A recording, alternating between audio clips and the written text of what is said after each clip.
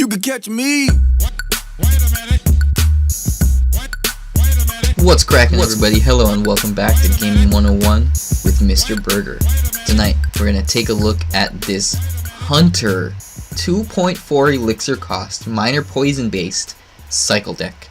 Now I know that's a mouthful, but basically this is a minor poison deck featuring the Hunter, and I'm really excited to show you this deck. I'm really psyched because I finally got my Hunter to tournament standard level so that I can use him in challenges and have some fun with him. Obviously I don't want to be using him at ladder yet because he's only level 4, so that's a little bit low for an epic card for where I'm at currently on my main account. Now the Hunter is an interesting card. It's not new by any means, but as you guys know, it takes a while to level up cards, especially like legendaries and epics. So the Hunter being an epic, it takes a while to catch him up to the point where you can actually use him to get enough cards and to invest in him. So this deck that I'm going to show you today, it was popularized by a pro that's currently playing in the Chinese CRL tournament. So kind of like the professionals. It's kind of like, you know, the Super Bowl of Clash Royale in a sense. Anyway, it's taking place in Asia right now, I believe in China at the moment. And of course, Clash with Ash covered this deck and kind of what was going on there in one of these tournaments, and he did it in English because of course originally it would be in Chinese considering that it was done in China. Alright, now something to note about this deck. It's very cheap, it's very fast, so you can often outcycle your opponents. In a lot of cases, that's what you're going to do. You're going to take advantage of having a lot of super cheap cards. I mean, look at those cards, man. You got Skeletons, Ice Spirit, those are both 1 cost. You got Log, Ice Golem, and Bats, those are both, or all 3 rather, only a 2 elixir cost. And then the Miner is only 3, and then the other 2 cards are only 4. It's all a bunch of really cheap cards, so you got a really fast cycle. Now let's talk really quickly about the Hunter and his utility. So, the Hunter, the main thing to note about him is, yes, he is a ranged unit, but the closer that he is to the enemy, the more damage he'll do. So let's talk about that really quickly. Well, how does that work? The way that he shoots is his projectiles shoot outward in an arc, okay? Kind of like this, like a V shape almost, right? And so he shoots a number of bullets, and the more bullets that hit each enemy, the more damage said enemy will take. So if the enemy only gets hit by 1 bullet, he takes very little damage, but if he gets hit by all of the Hunter's bullets, he takes a ton of damage. So, that being said, if you place your Hunter very close to an enemy, that will force all the bullets to hit the same enemy and do a ton of damage to that enemy. So at close range, even though he's a ranged unit, he does a ton of damage. Now, play him like kind of like a Valkyrie or a Knight or even a mini P.E.K.K.A. in that sense. I mean, you can play him in different ways because he is a ranged unit, but I like to plop him behind a tank right there. See how we do that against the Executioner, and then that allows him to gain the benefit of his close range and all the bullets hit the Executioner, and then the Executioner just blows up. And Executioner is a really beefy support unit, 5 elixir cost, and it just like almost one-shots him when it's close range like that. So I like to use him in the back there to take out the support. Now the Miner and Poison combo is kind of your main win condition. You can use it to chip away at towers. And again, if you want to take a look at my other videos where I talk about more detailed tips on the Miner Poison archetype and kind of a couple of decks about that, I have 2 or 3 other videos out there already where I cover Miner Poison decks, so definitely take a look at those videos if you haven't already. But basically that's your main win condition, and since it's such a fast cycle deck, I've gotten 2 Miners on the same tower at once. It's pretty hilarious. Alright, let's jump into another replay here. So,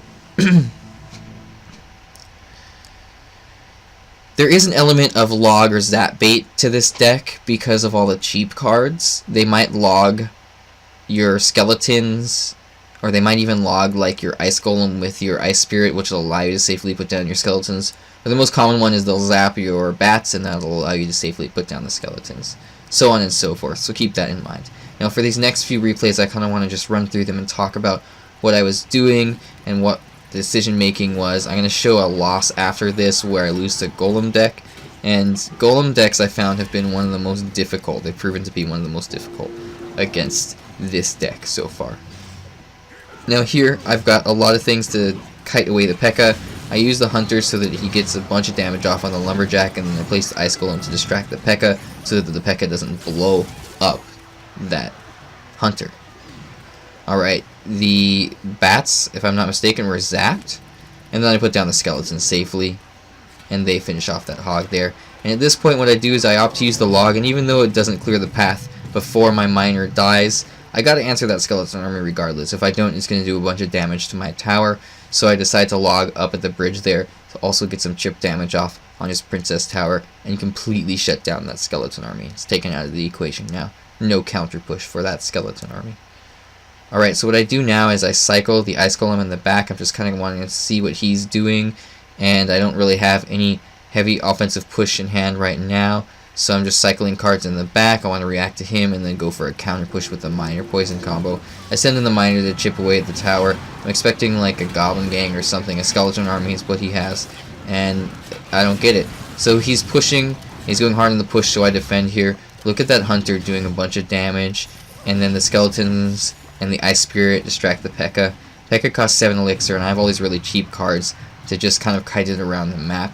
It's great. You can completely shut it down if you really know how to use your cycle cards properly. And at this point, even though the miner locks onto the lumberjack, the poison's getting chip damage off on the tower and the lumberjack, bringing him down to low health. So I gotta answer those things. And if I'm not mistaken, does the lumberjack connect here? Looks like he gets 1-2 hits off on the tower, which is unfortunate for me, but hey, it's better than completely taking it down. So right now we're at about the same health on our towers. And now here, even though he doesn't use a swarm card like the skeleton army to counter my miner, that poison gets a bunch of chip damage off onto the Ewiz and brings it really down to low health. So I'm able to kind of send everything back with the log there because he got a bunch of units grouped up, and just take full advantage of that hunter and all the cycle cards to do a very effective defense there. And at this point, his tower's so low, I know that I can just use my poison and possibly finish it off with the log, and that'll pretty much finish up the game. Now in this next match, this is against a golem deck, and I definitely found that I have trouble with golem decks on this deck so far. And keep in mind, guys, I've only played this deck like once. I just tried it out today when I was running on the treadmill of the gym.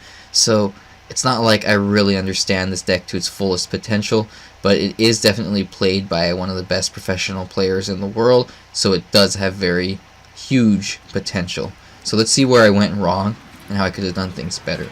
So I'm hoping that the poison will destroy his Night Witch, but I don't think it does enough damage to completely take it out of the equation there, which is unfortunate for me. So what I decided to do is I log to take out the Night Witch, and then I got the hunter there that finishes off the bats, and then does a bunch of burst damage to the golem as he gets really close. But he's got poison, and he's going to keep poisoning my hunter when he gets the opportunity.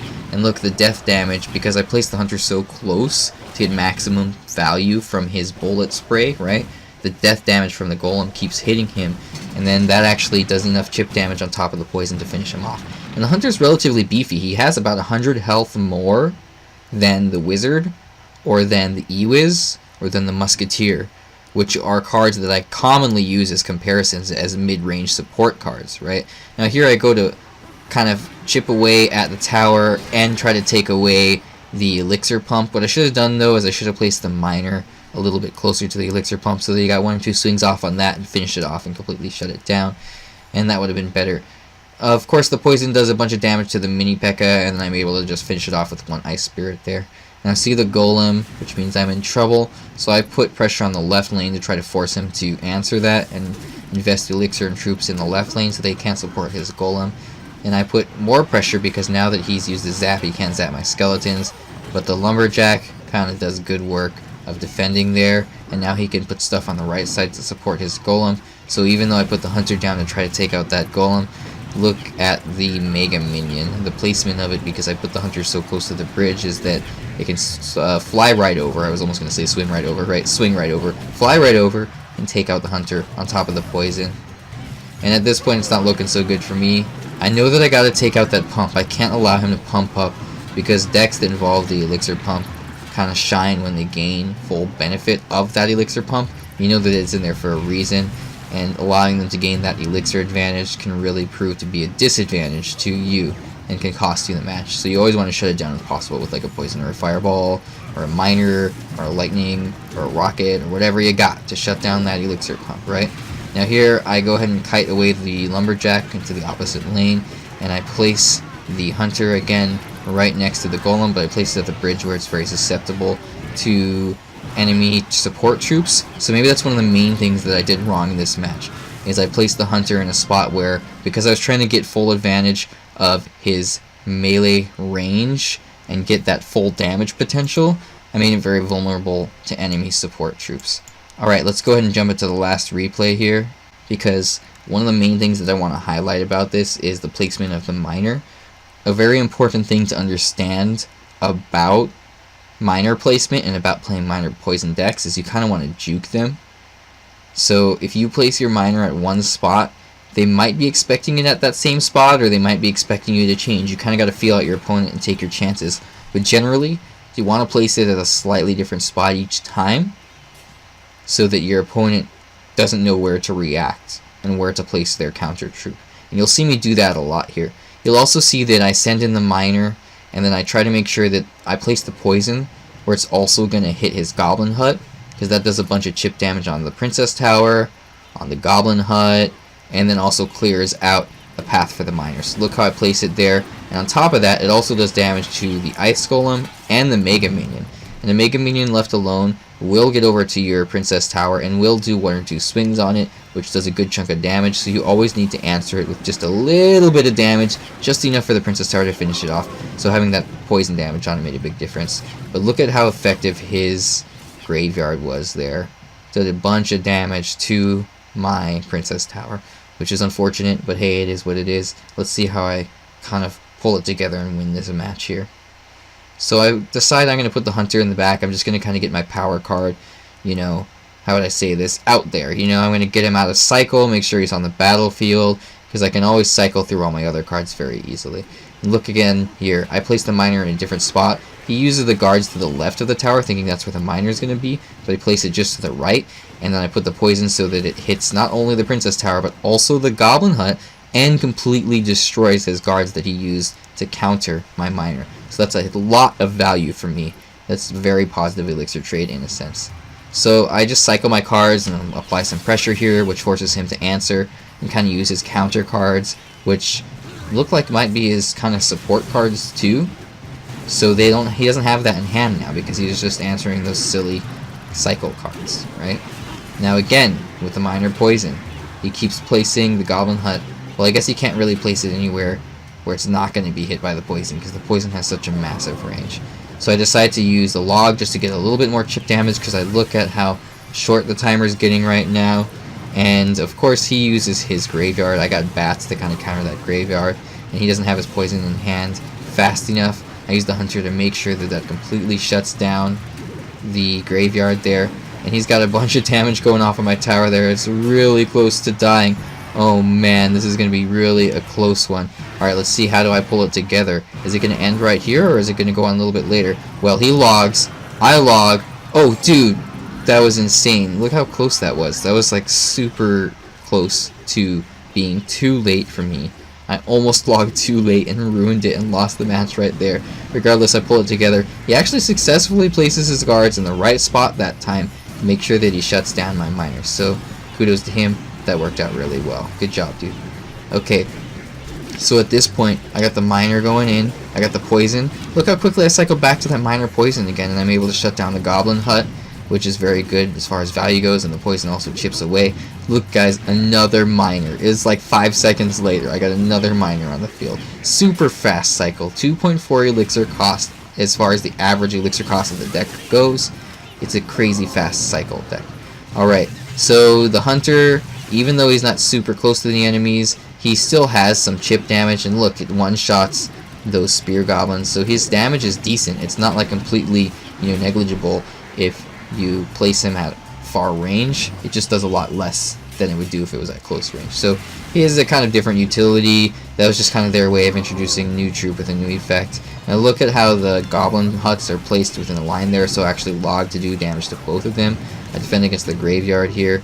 I think I meant to place something else there, but I accidentally put the miner, but it works out okay. He does a good job of defending, and then tanks for the mega minion. I use the ice spirit to kind of take away that mega minion, and then, oh man, he's doing some good chip damage here, but his tower's really low. I know that I just kind of got to play it cool, play defense, get the chip damage on his tower. I opt to log and miner because I know that'll bring it super low, and I just got to get one poison off, and then I give him a good game because I know that it's over.